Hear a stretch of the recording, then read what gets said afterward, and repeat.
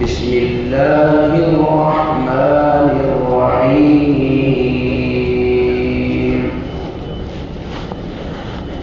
الف لام را تلک آیات الکتاب المبین انا انزلناه لعلكم تعقلون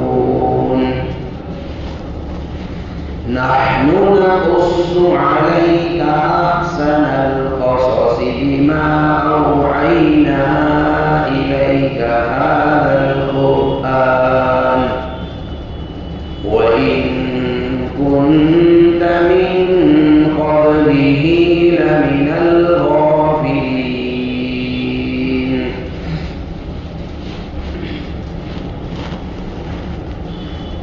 سورہ یوسف جس کی ابتدائی آیتیں ابھی پڑھی گئی، اللہ رب ذوالجلال نے حضرت یوسف علیہ السلام کے واقعے کو مکمل اس ایک سورت میں بیان فرمایا ہے. اور یہ سورت کب نازل ہوئی؟ مکہ مکرمہ میں بالکل ہجرت سے کچھ وقت پہلے. اور کن حالات میں نازل ہوئی؟ یہ بڑی دلچسپ بات ہے. جب مسلمانوں کی ایک بڑی جماعت حبشہ کی طرف ہجرت کر چکی تھی اور مدینہ کی طرف ہجرت کی تیاریاں جاری تھی، اسلام کی پھیلتی شعاعیں اور اسلام کی پھیلتی کرنیں مشرکین کے ساتھ ساتھ مدینہ میں رہنے والے یہود کو بھی کھٹک رہی تھی. اور غور کیجیے آپ کہ جتنی فکر مکہ کے مشرکوں کی تھی اس سے زیادہ ٹینشن مدینہ کے یہود کو بڑھ رہا تھا. اسی لیے مومنوں کے لیے مکہ کی سرزمین پر ایمان کی دعوت دینا بہت مشکل کام ہو گیا تھا. یعنی ظلم جو ہے بالکل انتہا پر پہنچ رہا تھا اور تعصب مکہ میں بالکل آگے تک پہنچ چکا تھا. بلکہ شاید آپ لوگ اشارہ سمجھ جاؤ، کنڈیشن یہ بنی ہوئی تھی مکہ کی کہ مکہ کی گلیوں میں یہ اعلان ہونے لگا تھا کہ اگر کوئی اب اسلام کو مانے گا یا اسلام کی دعوت دے گا ہم اس کو پھانسی پر لٹکا دیں گے. یہ کنڈیشن بنی ہوئی تھی. تب اللہ نے سورہ یوسف کو نازل فرمایا. اور سورہ یوسف میں حضرت یعقوب علیہ السلام کا تذکرہ اور یوسف علیہ السلام کا تذکرہ ان دونوں نبیوں کی سیرت اور ان کا اسوہ حسنہ بیان کر کے خود نبی صلی اللہ علیہ وسلم کو اور اہل ایمان کو تسلی دینا مقصود تھا. کیوں؟ اس لیے کہ حضرت یعقوب علیہ السلام ان کا کیا اسوہ پیش کیا گیا، کیا کردار ہے کہ جب مخالفتیں حد سے زیادہ بڑھ جائیں اور اپنے ہی پرائے ہو جائیں، اپنے ہی چوٹ کرنے لگے یعنی یعقوب علیہ السلام کی کنڈیشن یہ تھی کہ آزمائشوں، امتحانوں اور اپنے مزاج کے خلاف پیش آنے والے واقعات کا ایک طوفان آتا تھا، لیکن صبر و استقامت کا یہ پہاڑ اس طوفان سے ٹکرا جاتا تھا اور اس کو چکنا چور کر دیتا تھا۔ یعنی یعقوب علیہ السلام کو صبر و استقامت کے پہاڑ کے ذریعے سے ان کا اسوہ پیش کیا گیا۔ اور یوسف علیہ السلام کا کیا کردار رہا کہ بچپن سے جو کچھ بھی بھائیوں نے ان کے ساتھ کیا، اور پتہ نہیں کیا کیا پلاننگیں بھائیوں نے کی، ایک طرف ان کی تدبیر چل رہی تھی، دوسری طرف اللہ بزرگ و برتر کی تدبیر چل رہی تھی۔ تدبیر انہوں نے جو کرنا تھی وہ کر لی، لیکن تقدیر وہ غالب آئی جو تدبیر اللہ نے فیصلہ فرمائی تھی۔ یعنی بھائی چاہ رہے تھے کہ ہم اس کو نیچے ڈال دیں، اور اللہ چاہ رہا تھا کہ ہم اس کو زمین سے اوپر عرش پر لے جا کر بٹھائیں۔ آسمان کے عرش پر تو بٹھائیں گے ہی بٹھائیں گے، دنیا میں بھی اس کی کنڈیشن یہ بنا دیں گے کہ یہاں پر بھی عرش پر اور تخت و کرسی پر اور تاج حکومت پر بیٹھے گا۔ یہ اللہ کی تدبیر تھی، اور ہوا وہی جو اللہ تبارک و تعالیٰ نے چاہا۔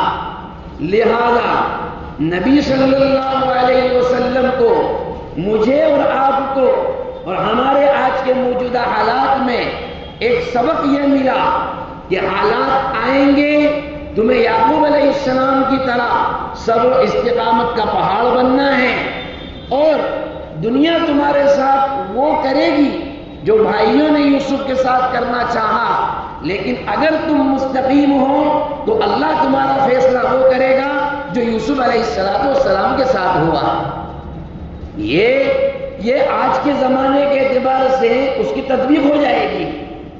اور ایک وجہ اس سورت کے نازل ہونے کی اور بھی ہے، وہ یہ ہے، اس سے پہلے والی جو سورت ہے سورہ ہود، وہ اور یہ سورہ ہود کے فوراً بعد یہ سورت نازل ہوئی، اور اس میں مختلف قوموں کے تذکرہ تھا، عذاب کا تذکرہ تھا۔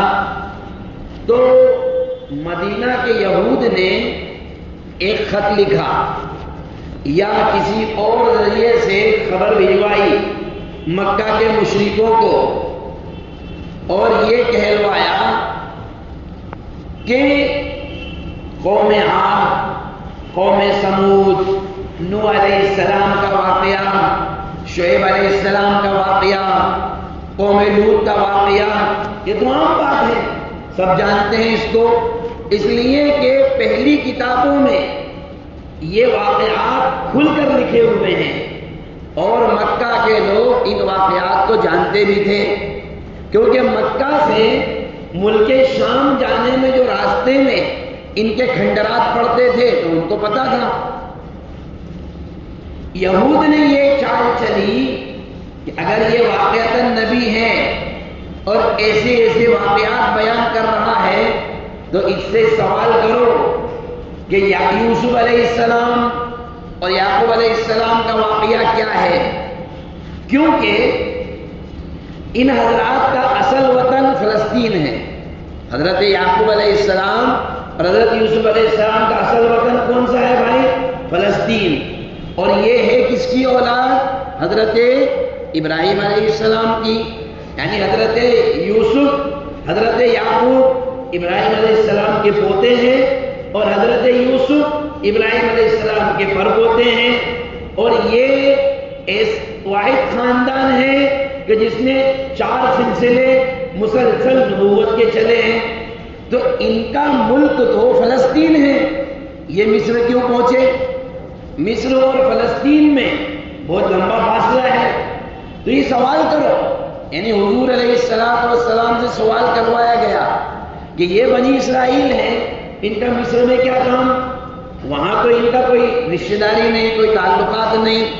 اور یوسف علیہ السلام کا اور بھائیوں کا کیا واقعہ ہوا، یعقوب علیہ السلام کا اور یوسف کا کیا واقعہ ہوا، یہ سوالات کرو، یعنی الجھانے کی کوشش کرو تاکہ یہ کچھ باتیں اسی سامنے آئے اور ہم کہہ دیں کہ یہ نبی نہیں ہے، دیکھو مشہور باتیں بیان کرتا ہے. کیونکہ یعقوب علیہ السلام اور یوسف علیہ السلام کا جو واقعہ ہے یہ عربوں میں مشہور نہیں تھا، اہل عرب جانتے بھی نہیں تھے. چنانچہ جب یہ سوال نبی صلی اللہ علیہ وسلم سے کیا گیا تو پھر کیا کہا قرآن نے، وَمَا يَنطِقُ عَنِ الْهَوَىٰ إِنْ هُوَ إِلَّا وَحْيٌ يُوحَىٰ. تم کیا سمجھتے ہو محمد اپنی طرف سے باتیں بنا کر کے دیتا ہے؟ اگر ارے اس کو جو سافٹ ویئر ہم نے دے رکھا ہے کون سا، وہ وحی والا سافٹ ویئر ہے، وہ ڈائریکٹ کنیکشن وہاں سے اس کا ہے، وہ سیٹلائٹ ایسا فٹ ہے جو کبھی سرور ڈاؤن نہیں کرتا ہے. چنانچہ اللہ تبارک و تعالیٰ نے فرمایا جب ان کا سوال، اچھا ایک بات بتاؤں میں آپ کو، قرآن انبیاء کے واقعات کو ایک جگہ بیان نہیں کرتا ہے، سارے نبیوں کے جتنے نبیوں کے بھی واقعات ہیں الگ الگ پھیلے ہوئے ہیں، کچھ یہاں ہے کچھ وہاں ہے، کچھ تذکرہ ادھر ہے کچھ تذکرہ ادھر ہے. اور قرآن نے کوئی بھی واقعہ ایک دم ابتدا سے لے کر انتہا تک بیان نہیں کیا، کیونکہ قرآن کوئی تاریخ کی کتاب نہیں ہے، واقعات کی کتاب نہیں ہے، جغرافیہ کی کتاب نہیں ہے، کوئی قصے کہانیوں کی کتاب نہیں ہے. وہ تو عبرت اور نصیحت کے لیے اور لوگوں کے دلوں کو ہدایت کی طرف پھیرنے کے لیے آیا ہے. لیکن سوال چیلنج والا تھا تو اللہ نے جواب بھی پھر چیلنج والے انداز میں دیا. اسی کو تو شیخ سعدی نے فرمایا، یتیم ہے کہ نہ کردہ قرآن درست، کتب خانہ اے چند ملت بشست.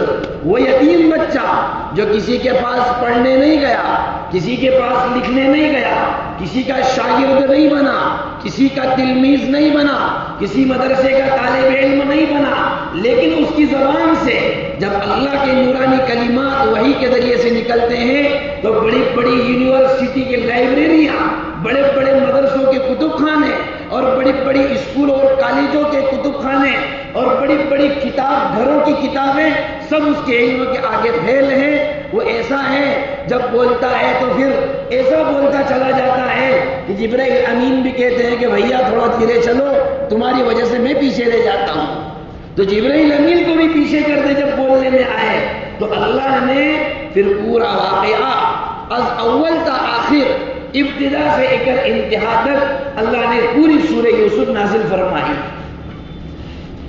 اور تین خاص طور پر تین مرحلوں میں اللہ نے اس کو بیان کیا. آپ لوگوں کو سمجھانے کے لیے انشاءاللہ جلدی بات سمجھ میں آئے گی. یوسف علیہ السلام کے خواب سے لے کر تو مصر کے محل میں پہنچنے تک ایک مرحلہ، مصر کے محل میں پہنچنے کے بعد بادشاہی تک پہنچنے تک دوسرا مرحلہ، اور بادشاہ بننے کے بعد پھر حضرت یعقوب اور اپنے بھائیوں تک ملنے تک یہ تیسرا مرحلہ. انشاءاللہ ہم کوشش کریں گے 2 دن میں، 4 دن میں، 5 دن میں، 8 دن میں، 10 دن میں، 15 دن میں، جتنے دن میں بھی ہو اس کو انشاءاللہ بیان کرنے کی کوشش کریں گے. تو اللہ نے سورت کی ابتدا بھی فرمائی الف لام را، حروف مقطعات کے ذریعے، یعنی ابتدائی ایسی فرمائی ایسے حروف کے ذریعے، اے مکہ والو، اے مدینہ کے یہودیوں، تم الف لام را شروعات ہم قصے کی اور سورت کی ایسے حروف سے کریں گے کہ جن حروف کی حقیقت کیا ہے وہ میں اور میرے محبوب کے درمیان میں ایک راز ہے، تم کو تو بھنک بھی نہیں لگے گی. اس لیے الف لام را کا ترجمہ مفسرین، محدثین، فقہاء سب کیا کہتے ہیں؟ اللہ ہی جانتا ہے کہ اس کا ترجمہ کیا ہے، کسی کو نہیں پتا، اللہ ہی جانتا ہے. شروعات یہ ایسی کی گئی، جب تم اس کے حروف کو نہیں جان سکتے تو اس کی حقائق تو کہاں تک پہنچو گے؟ اور فرمایا تلک آیات الکتاب المبین، یہ جو ہم آگے بھیجنے والے ہیں یہ روشن کتاب کی آیتیں ہیں، واضح کتاب کی آیتیں ہیں، کھلی کتاب کی آیتیں ہیں۔ اس لیے کہ قرآن جو ہے نا، دیکھو قرآن جو کہتا ہے کھل کر کہتا ہے اور کھلی کتاب ہے۔ قرآن للو پنجو باتیں نہیں کرتا ہے، قرآن سیاست کی باتیں نہیں کرتا ہے، قرآن یہ نہیں کہتا ہے ارے صاحب ان کو پتہ چل جائے گا تو یہ ناراض ہو جائیں گے، ارے صاحب ان کو پتہ مت چلنے دینا نہیں تو ان سے میرا تھوڑا تعلق ہے وہ کم ہو جائے گا۔ کسی کا تعلق کم ہو زیادہ ہو، اچھا لگے برا لگے، مانو نہیں مانو، قرآن جو کہتا ہے حقانیت والی بات وہ کہے بغیر نہیں رہتا ہے۔ تو اللہ نے فرمایا یہ واضح اور روشن کتاب کی آیتیں ہیں۔ انا انزلناہ قرآنا عربیا لعلکم تعقلون، ہم نے اس قرآن کو عربی زبان میں نازل کیا، کیوں؟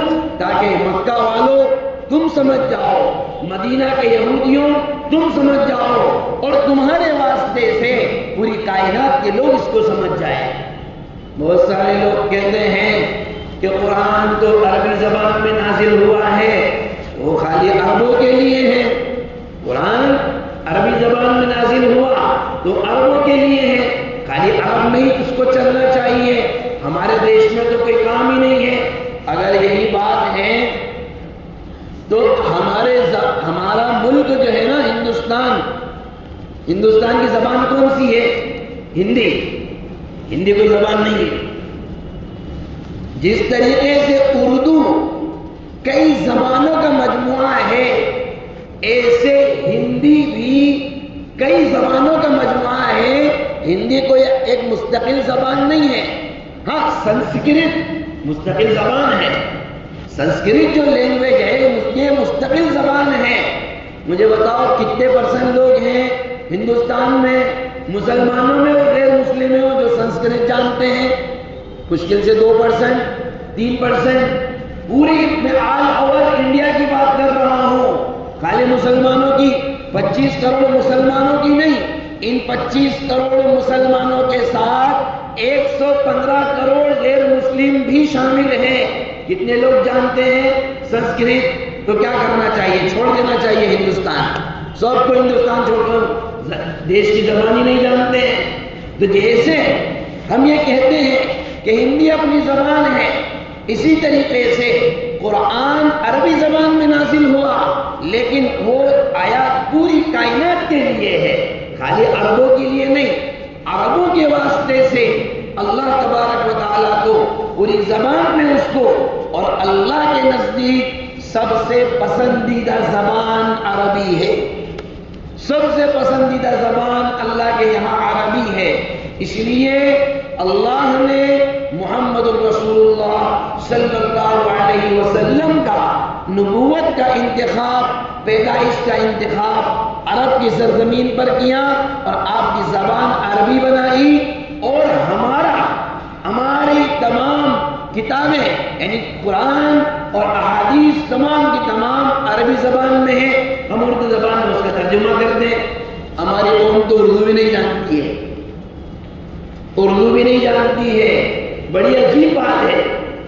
جب مسلم قوم کا نوجوان یہ کہتا ہے کہ وہ مولوی صاحب 8-10 نام واٹس ایپ کر دو اور ہندی میں کرنا یا انگریزی میں کرنا، اردو میں مت بھیجنا بھائی، اردو ہم نہیں جانتے ہیں، جبکہ ہماری مادری زبان اردو ہے، ہمارے پورے خطے میں اردو بولی جاتی ہے، اور ہندی زبان میں اردو کے الفاظ شامل ہیں۔ یاد رکھیے آپ، ہندی میں عربی کے الفاظ بھی شامل ہیں، فارسی کے الفاظ بھی شامل ہیں۔ ہاں سنسکرت کی طرف جھکاؤ زیادہ ہے، لیکن ہندی، اردو، عربی، فارسی، ان تینوں زبانوں کے بغیر ہندی مکمل نہیں ہو سکتی ہے۔ آپ کر کے بتا ہی نہیں سکتے، بالکل نہیں۔ آج بھی عدالتوں میں جو الفاظ استعمال کیے جاتے ہیں وہ یا تو اردو ہے یا عربی ہے یا فارسی ہے، جس کو جوائن کر دیا گیا ہندی کے اندر۔ بہرحال آپ کو معلوم ہونا چاہیے کہ جب 1948 میں اسرائیل پہلی مرتبہ ناجائز طریقے پر جب اس کو ایک ملک گھوشت کر دیا گیا تو ان میں آپس میں بات چلی ہماری لینگویج کیا ہوگی، نیشنل لینگویج، قومی زبان کیا ہوگی.